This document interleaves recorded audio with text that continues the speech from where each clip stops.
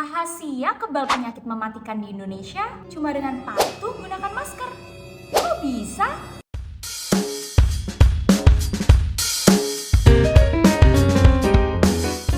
Jadi di video kali ini kita bakal bahas tentang TBC.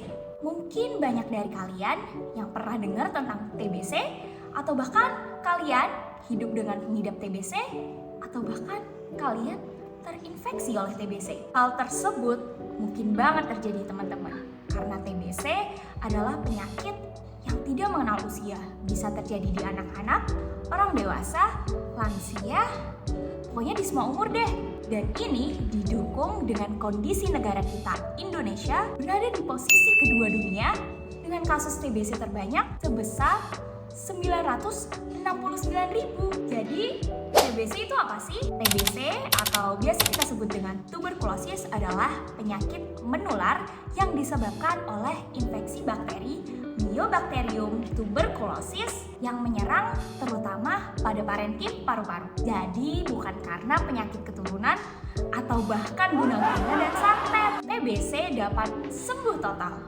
Tapi kenapa bisa menyebabkan kematian? Yuk simak sampai akhir videonya. Penyebaran atau penularan penyakit TBC bisa terjadi dari droplet atau dahak pasien pengidap TBC yang menyebar di udara dan terhirup oleh orang lain. Tapi tahu nggak teman-teman, bahwa infeksi bakteri TBC yang masuk ke dalam tubuh kita tidak selalu dapat membuat kita jadi sakit karena sistem imun tubuh kita yang kuat. Lalu, apa yang terjadi kalau kita sakit TBC? Gejala yang akan muncul berupa batuk kronis. Batuk kronis terjadi selama 14 hari atau lebih dan tidak hilang-hilang. Gejala lainnya bisa berupa demam meriang berkepanjangan, sesak di dada, penurunan berat badan maupun nafsu makan, dahak dengan darah, keringat di malam hari yang tidak dipicu oleh kegiatan apapun. Faktor risiko orang terinfeksi penyakit TBC bisa terjadi karena dua faktor, yaitu yang pertama faktor individu maupun faktor lingkungan. Faktor individu artinya orang tersebut lebih rentan terkena penyakit TBC, seperti pada kelompok orang dengan sistem imun yang rendah.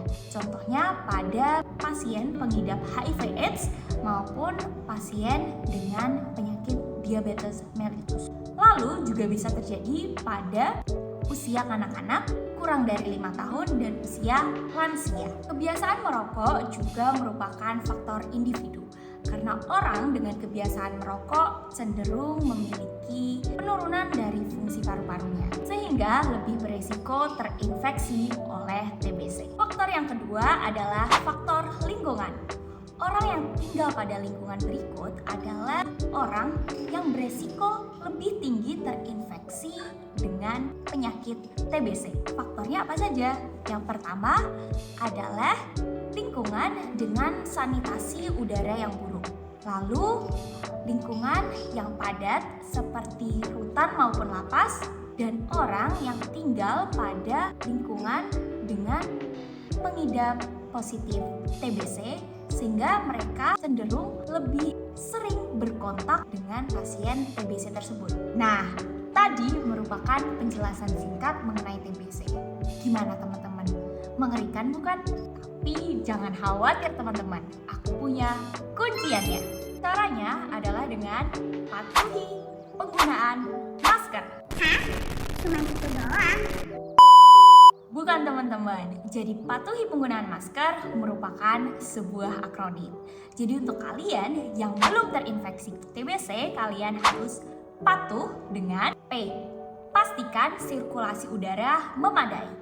Ini berguna supaya jika ada droplet dari penderita TBC yang berada di udara bebas, bisa berganti sirkulasinya dan kamu terhindar deh dari TBC.